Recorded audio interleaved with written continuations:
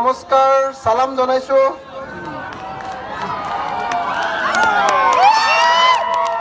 শ্ৰদ্ধেয় ৰাইজ, মই ৰাইজৰ দলৰ সভাপতি হিচাপে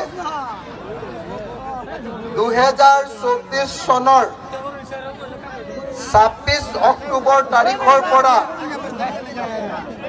ঘৰলৈ যোৱা নাই, সদায় মিটিঙেই কৰি আছো। কেতিয়াবা শদিয়াত মিটিং কৰিছো, কেতিয়াবা ধুবুৰীত মিটিং কৰিছো, কেতিয়াবা বৰাকত হাইলাকান্দিত মিটিং কৰিছো, কেতিয়াবা কাৰ্বি আংলং ডিফুত মিটিং কৰিছো, কেতিয়াবা নগাঁৱত মিটিং কৰিছো, কেতিয়াবা শিৱসাগৰত মিটিং কৰিছো। মোৰ মিটিংবিলাকৰ এটাই উদ্দেশ্য যে 2026 চনত হিমন্ত বিশ্ব শৰ্মাৰ নেতৃত্বাধীন বিজেপি চৰকাৰখনক যিদিনালৈকে ব্ৰহ্মপুত্ৰত দলিয়াই পেলাব নোৱাৰো সেইদিনালৈকে মই ঘৰলৈ নাযাওঁ। ভাল হ'বনে বেয়া হ'ব? ভাল হ'বনে বেয়া হ'ব? আমি বিজেপিক ব্ৰহ্মপুত্ৰত দলিয়াই পেলাব লাগে নে নাই? লাগে নে নাই? লাগে নে নাই? মই সকলো ৰাইজকে অনুৰোধ কৰিছো যে আমি বিজেপিক 2026 যিকোনো প্ৰকাৰে ব্ৰহ্মপুত্ৰত দলিয়াই পেলাব লাগিবই। লাগিবনে নাই? লাগিবনে নাই? লাগিবনে নাই? বিজেপিয়ে এখন চৰকাৰক শাসনলৈ অনা হয় জীৱন আৰু সম্পত্তি ৰক্ষা কৰিবৰ কাৰণে, হয়নে? বিজেপিয়ে সংখ্যালঘু মুছলমান ৰাইজৰ জীৱন আৰু সম্পত্তি এফালৰ পৰা ধ্বংস কৰিছে, হয়নে নহয়? আজি সংখ্যালঘু মুছলমান ল'ৰা এজন টুপি পিন্ধি, দাড়ি লগাই, লুঙি পিন্ধি হিঙৰ পৰা বা এই অঞ্চলৰ আপোনালোকৰ এডোখৰ কি কয় হৰচলা, সৰুচলাৰ পৰা যদি নগাঁৱলৈ যায়, নগাঁৱৰ পৰা যদি গুৱাহাটীলৈ যায়, ভয়ে ভয়ে যাব লাগে। কিজানি বিজেপিৰ গুণ্ডাবিলাকে ক'ৰবাত আপোনালোকক কাণত ধৰাই থব নেকি? হয়নে নহয়? হয়নে নহয়? মোদী চৰকাৰ আৰু হিমন্ত বিশ্ব শৰ্মা চৰকাৰ অহাৰ পাছত অসমৰ সংখ্যালঘু মানুহক এনেকে য'তে ত'তে অত্যাচাৰ কৰে নে নকৰে? ৰাস্তাৰ কাম কৰিবলৈ যাওঁতে কৰে, বিল্ডিঙৰ কাম কৰিবলৈ যাওঁতে কৰে, ইটা ভাটাত কাম কৰিবলৈ যাওঁতে কৰে, খেতি কৰিবলৈ যাওঁতে কৰে, বেংগলোৰলৈ যাওঁতে ট্ৰেইনতে কাণত ধৰাই, চেন্নাইলৈ যাওঁতে ট্ৰেইনতে কাণত ধৰাই, আৰু কেতিয়াবা কেৰেলালৈ যাওঁতে ৰাস্তাতে কাণত ধৰাই তেওঁলোকে ভিডিঅ' কৰি টিভিত উলিয়াই দিয়ে, আৰু টিভিত উলিয়াই দিয়ে মানুহৰ গোটেই ইজ্জত নাইকিয়া কৰি পেলায়। কৰে নে নকৰে? কৰে নে নকৰে? কৰে নে নকৰে? অৰ্থাৎ বিজেপিৰ দিনত অসমৰ সংখ্যালঘু ৰাইজৰ জীৱনৰ নিৰাপত্তা নাই, হয় নে নহয়? বিজেপিৰ দিনত অসমৰ সংখ্যালঘু ৰাইজৰ জীৱনৰ কোনো নিৰাপত্তা নাই, হয় নে নহয়? হয়নে? গতিকে আমি বিজেপিক ব্ৰহ্মপুত্ৰত দলিয়াই পেলাবই লাগিব। লাগিবনে নাই? আজি সংখ্যালঘু মানুহ এজনে যদি নদীত ঘৰ ভাঙে, নদীয়ে যদি ঘৰ ভাঙে, তেতিয়াহ'লে তেওঁ যদি চৰকাৰী মাটি এটুকুৰাত যায়, লগে লগে হিমন্ত বিশ্ব শৰ্মাৰ বুলডোজাৰ ৰাখি তেওঁৰ ঘৰটো ভাঙি পেলায়। পেলাই নে নাই? তেনেকুৱা হাজাৰ হাজাৰ সংখ্যালঘু ৰাইজৰ ঘৰ ভাঙি পেলাইছে হিমন্তই। পেলাইছেনে? কাজিৰঙাত তেনেকে যেতিয়া ঘৰ ভাঙিবলৈ গৈছিলে, আপোনালোকৰ মনত আছেনে নাই? কাজিৰঙাত যেতিয়া ঘৰ ভাঙিবলৈ গৈছিলে, মই মুছলমান খেতিয়কবিলাকক লগত লৈ হাজাৰ হাজাৰ পুলিচৰ সন্মুখত থিয় দিছিলো, পুলিচক ৰখাই দিছিলো, কৈছিলো সাৱধান, আৰু এটা মানুহৰ ঘৰটো হাত নিদিবা। পুলিচে আমাৰ কথা নুশুনি দুজনক গুলিয়াই দিছিলে, মোলেও গুলিয়াই দিছিলে। মোক ৰাইজে যেনে তেনে বচালে। মই বহুদিন জেলত থাকিলোঁ, আৰু এনেকৈ বিজেপি চৰকাৰে এফালৰ পৰা সাধাৰণ মানুহৰ ঘৰ ভাঙি আহিছে। আহিছেনে নাই ৰাইজ? আহিছেনে নাই ৰাইজ? সেই বিপদৰ সময়খিনিত যেতিয়া ৰাইজৰ ঘৰ ভাঙে, সেই বিপদৰ সময়খিনিত অসমত এটাই ৰাজনৈতিক দল আছে, নামটো ৰাইজৰ দল। আৰু সেই দলৰ সভাপতি অখিল গগৈ, এই অখিল গগৈ কেৱল সংখ্যালঘু ৰাইজৰ লগত থাকে। হয়নে নহয়? হয়নে নহয়? বিপদৰ সময়ত মই থাকো নে নাথাকো? থাকো নে নাথাকো? কি কাৰণে থাকো? মইতো মুছলমানৰ ঘৰৰ পৰা বিয়া পতা নাই, মইতো মুছলমানৰ জোৱাই নহয়। তাৰ পাছতো মই কিয় থাকো? কাৰণ মানুহ হিন্দুৱে হওক মুছলমানে হওক মানুহ মানুহ, হয়নে নহয়? মানুহ মানুহ, হয়নে নহয়? গতিকে একদম প্ৰথম কথাটো হ'ল পৃথিৱীৰ কোনো মানুহৰ ঘৰ আমি এনেকৈ ভাঙিবলৈ দিব নোৱাৰো। আজি বিজেপি চৰকাৰে কোনোবা এজন মুছলমান সংখ্যালঘু ল'ৰাক চোৰ বুলি ধৰি লৈ গ'ল, ডকাইত বুলি ধৰি লৈ গ'ল পুলিচে, ৰাতি 2টা বজাত গুলিয়াই মাৰি পেলালে। মাৰে নে নেমাৰে? মাৰে নে নেমাৰে? মাৰে নে নেমাৰে? আৰু এনেকৈ ভুৱা এনকাউণ্টাৰ কৰি কিমান যে সংখ্যালঘু ৰাইজৰ তেজেৰে এই অসমখন ৰাঙলী কৰি পেলাইছে এই বিজেপি চৰকাৰে, হয়নে নহয়? গতিকে এই বিজেপি চৰকাৰক যিদিনালৈকে ব্ৰহ্মপুত্ৰত দলিয়াই পেলোৱা নহ'ব তেতিয়ালৈকে সংখ্যালঘু ৰাইজ ক্ষান্ত হ'ব নেকি? ক্ষান্ত হ'ব নেকি? আমি বিজেপিক ব্ৰহ্মপুত্ৰত দলিয়াই পেলাব লাগিব আৰু সংখ্যালঘু ৰাইজৰ যিসকল বন্ধু সকলোকে লগত লৈ একেলগতে, অকলে নহয়, মই অখিল গগৈও নোৱাৰো অকলে, হয়নে নহয়? কংগ্ৰেছেও অকলে নোৱাৰে, হয়নে নহয়? আৰু মইতো অলপ পাৰিলেও কংগ্ৰেছে নোৱাৰে। মই বিধানসভাত অকলে হিমন্ত বিশ্ব শৰ্মাক পানী খুৱাই দিওঁ, হয়নে নহয়? হয়নে নহয়? কিন্তু কংগ্ৰেছৰ 26জন MLA কি কৈছে? নিজা মেকুৰীৰ নিচিনাকে বহি থাকে। বহি থাকে নে নেথাকে? থাকে নে নেথাকে? থাকে নে নেথাকে? আপোনালোকৰ এইটো কি সমষ্টি? আপোনালোকৰ এইটো সমষ্টি কি? লাহৰীঘাটৰ MLA জনে মাত মাতে নে নেমাতে? মাতে নে নেমাতে? এই মোৰ কাষতে বহে, মই বেয়াকে ক'বলৈ বেয়া পাইছো আৰু মোৰ একদম কাষতে বহে, বুজিছেনে নাই? মোৰ একদম ওচৰতে বহে। মই বদনাম নকৰোঁ, কিন্তু মই আপোনালোকক ক'লো এই কংগ্ৰেছ দলটোৰ এই MLA কেইটাক এনেহে জিকোৱা হৈছে। ইহঁতি কাৰো কাৰণে কাম নকৰে, অকল নিজৰ পকেটৰ কাৰণেহে ভাবে, হয়নে নহয়? হয়নে নহয়? সেইকাৰণে কিন্তু কংগ্ৰেছক এৰিও দিব নোৱাৰি। কংগ্ৰেছক এৰি দিলেও আকৌ সিহঁতি বিজেপি পিনে গুচি যাব, লগত লৈ ল'ব লাগিব, কিন্তু অকলে নহয়।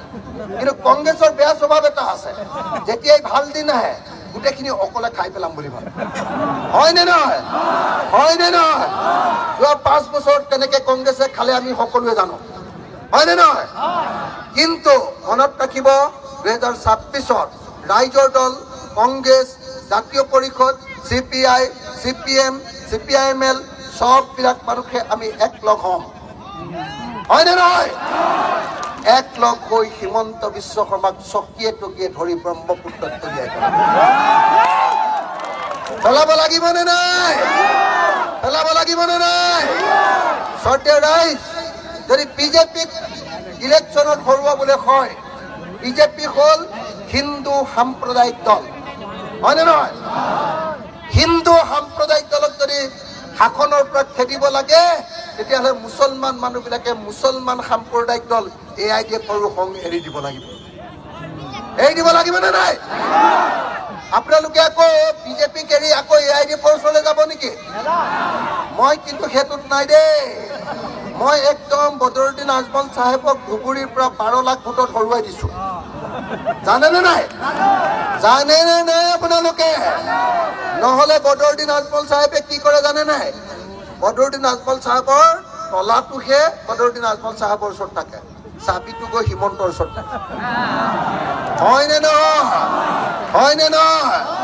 গতিকে তলাটো খুলি দিলে তেওঁ মুখেৰে কয় আৰু তলাটো বন্ধ কৰি থলে বদৰুদ্দিন আজমলে মুখেৰে নকয়, হয়নে নহয়? যি ক'বলৈ কয় সেইটোকে কয়। ইলেকশ্যনৰ আগত বদৰুদ্দিন আজমলে কৈ দিয়ে বোলে এইবাৰ ক'ত যাবা বিজেপি, এইবাৰ আমাৰ লুঙি আৰু টুপিৰ চৰকাৰ হ'ব বুলি বদৰুদ্দিন আজমলে কৈ দিয়ে। কিন্তু সকলোৱে জানে যে অসমত 126জন MLAৰ চিট আছে, তাৰ ভিতৰত মাত্ৰ 24জনহে মুছলমান জিকিব পাৰে। হয়নে?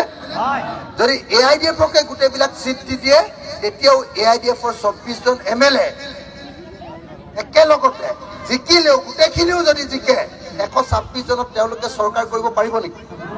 নোৱাৰে। তাৰমানে অসমত মুছলমানে অকলে চৰকাৰ কৰিব নোৱাৰে, হয়নে নহয়?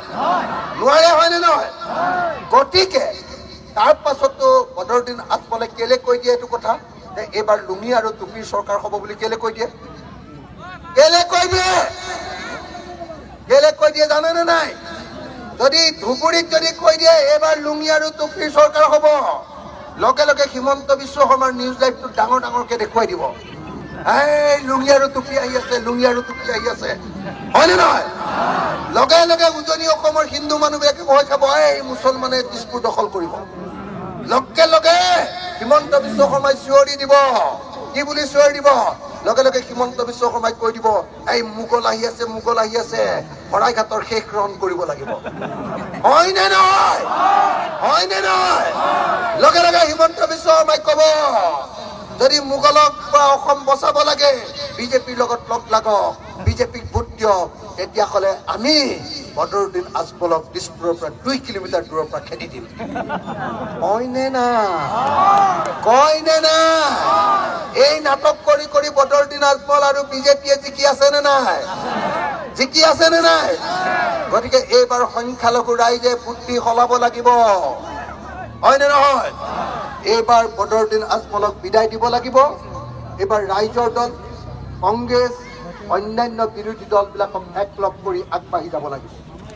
কিন্তু কংগ্ৰেছক অকলে চিট দি দিব দেই, সিহঁতি কিন্তু খাই মেলি শেষ কৰি পেলাব, বুজিছেনে নাই? যোৱা ৭৮ বছৰ ভাৰতৰ স্বাধীনতাৰ পাছত ৭৮ বছৰ ৬০ বছৰমান কংগ্ৰেছে শাসন চলালে। ৬০ বছৰ নহ'লেও ৫০ বছৰটো হ'বই। ৫০ বছৰ শাসন চলালে। যোৱা ৫০ বছৰত সংখ্যালঘু ৰাইজৰ কাৰণে কংগ্ৰেছে কি কৰিলে? মাটিৰ পট্টা দিলে নেকি? নদী ভঙনীয়া সমস্যাৰ সমাধান কৰি দিলে নেকি? বিদেশী সমস্যাৰ পৰা আপোনালোকক বচালে নেকি? কি দিলে? B voter. কি দিলে? কি দিলে? কি দিলে? D voter. সেইকাৰণে মই আপোনালোকক একদম স্পষ্টকে কৈ দিছো যে অকলে কংগ্ৰেছক নিজিকাব, কংগ্ৰেছৰ লগত অখিল গগৈক দি দিয়ক, বুজিছেনে নাই? এতিয়া অখিল গগৈক দেখিলে হিমন্তৰ কলিজাটো উৰি যাওঁ কৰে, হয়নে নহয়? যদি কংগ্ৰেছে চৰকাৰ কৰে, গৌৰৱ গগৈ বা ভূপেন বৰা যদি চিফ মিনিষ্টাৰ হয়, লগত যদি অখিল গগৈ থাকে, এতিয়া সিহঁতিও 2 নম্বৰী কৰিবলৈ সাহস নকৰে, হয়নে নহয়? হয়নে নহয়? মই আপোনালোকক প্ৰতিশ্ৰুতি দিছো, যদি আপোনালোকে ২৬ চনত এইবাৰ এটা MLA আছো, এটা MLA, হয়নে নহয়? মই অকলে, মই এটা MLA হিমন্তক ঘাটে ঘাটে পানী খুৱাই দিওঁ, হয়নে নহয়? গতিয়ে গতিয়ে পানী খুৱাই দিওঁ। এইবাৰ যদি 20টা MLA জিকাব পাৰো নহয়, বিধানসভাত যোনে নেথাকক, লাগিলে বিধানসভাত সদায় ভূমিকম্প হৈ থাকে, ভূমিকম্প।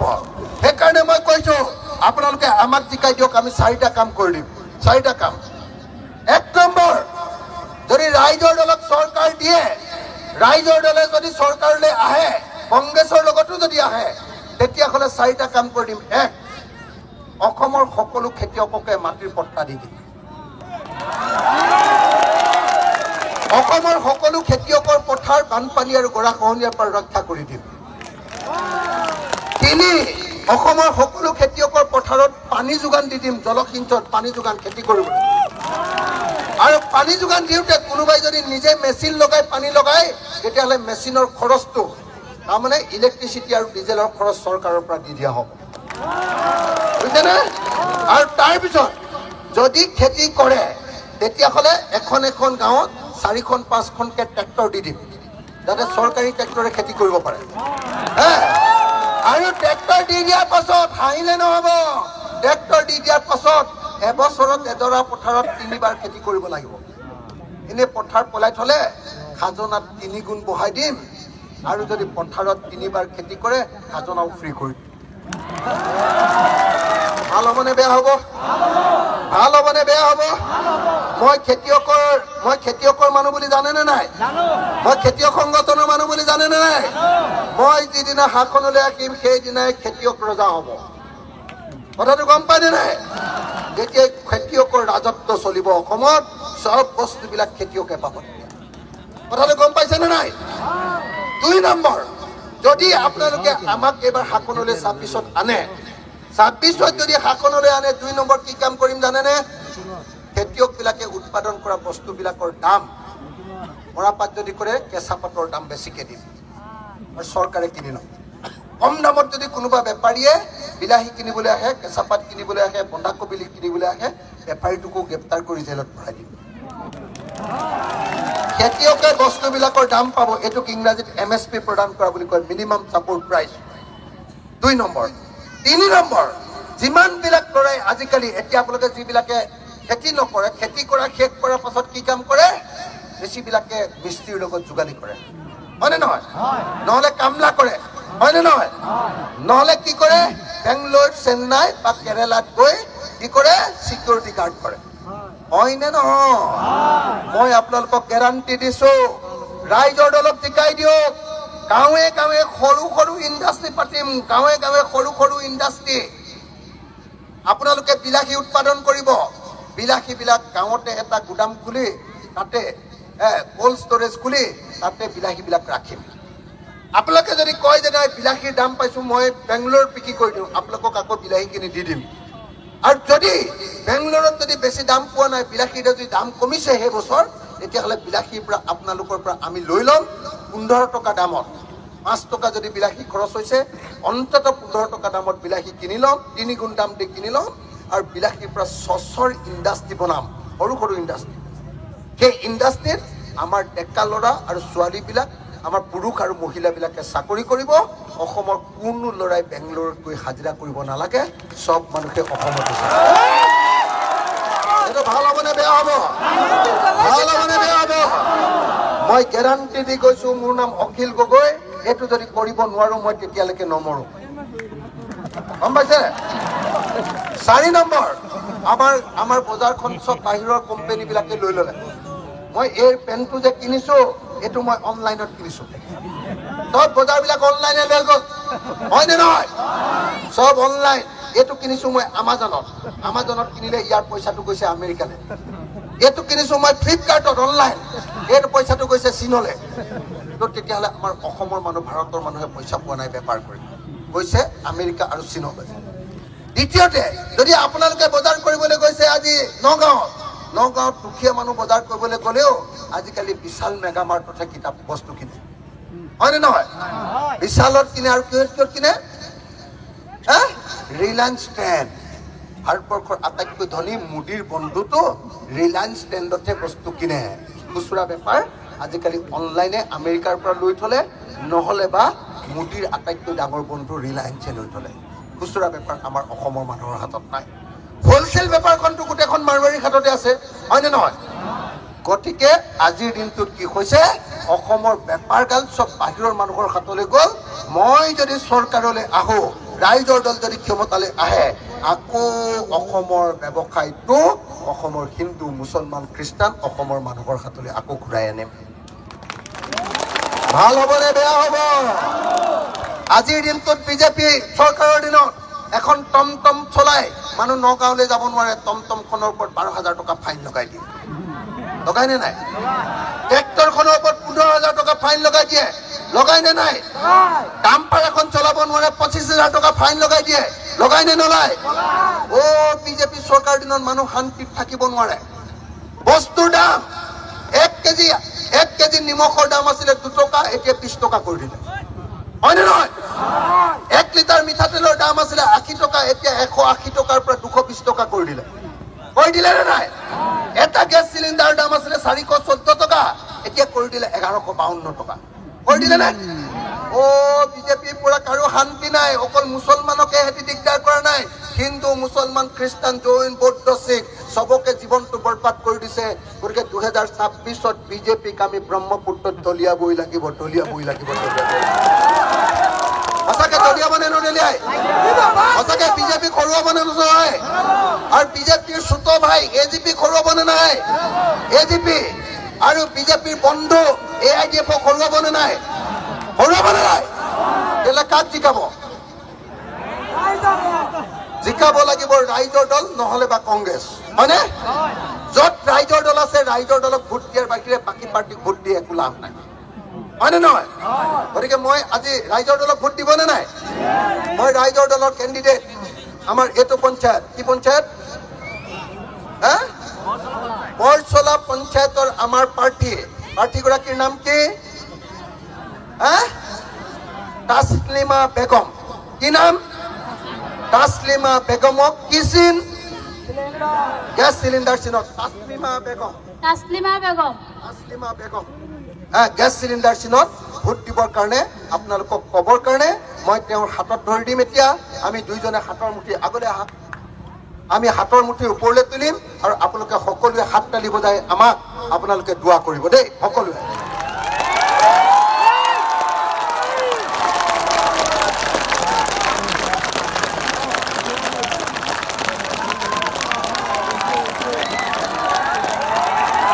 জোৰকে হাত তালি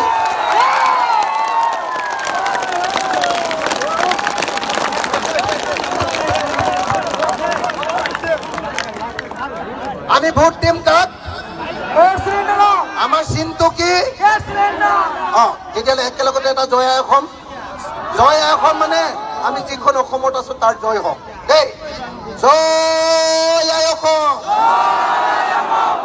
সকলোৱে হাতখন ওপৰলৈ তোলা নাই বেয়া লাগিছে জয় আই অসম জয় আই অসম জয় আই অসম জয় আই অসম ধন্যবাদ জয় অসম কি চিনটোৰ নাম কি চিন গেছ চিলিণ্ডাৰ মনত ৰলনে এইবাৰ সকলোৱে গেছ চিলিণ্ডাৰত ভোট দিব ধন্যবাদ জয় অসম